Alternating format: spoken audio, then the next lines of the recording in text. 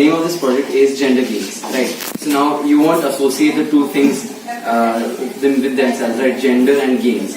So what we've done is we were given the topic of gender for our Changemaker project, and besides holding talks and very serious talks regarding this topic, we also decided to develop a very accessible and a very fun way of understanding gender, because gender is such a vast topic that it cannot be understood just by a talk or having a session, right?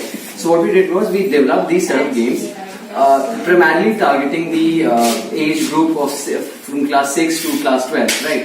And we have, through these games, we want to sensitize these students about the various gender inequalities that they see in their... Can we see some? Yes. Why don't we look at some? So this is a game which is about toxic masculinity, right? So we have, in society we have this perception that how masculine a person should be, right?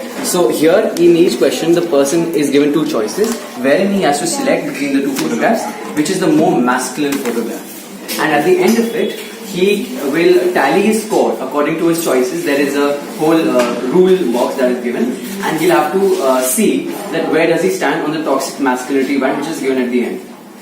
So if he selects mostly the options A, then he is more likely to be more toxic as a person. Here are the rules. After marking the options with the rough, you give yourself 1 point for every time you selected option B and no points if you selected option A.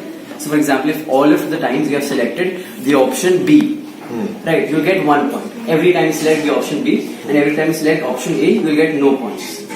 Right, and mostly the option B are the ones, the perception that society has which are toxic about masculinity, right? Alright. So the higher you score, the more likely are you to have a very toxic perception of masculinity. In this, I have taken some advertisements of particular products, like for example shoes.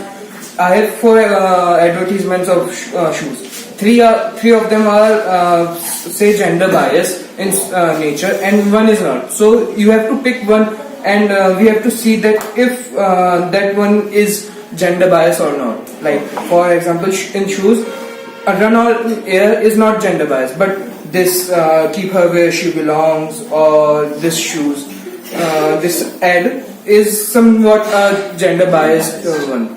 And for next, clothes are there.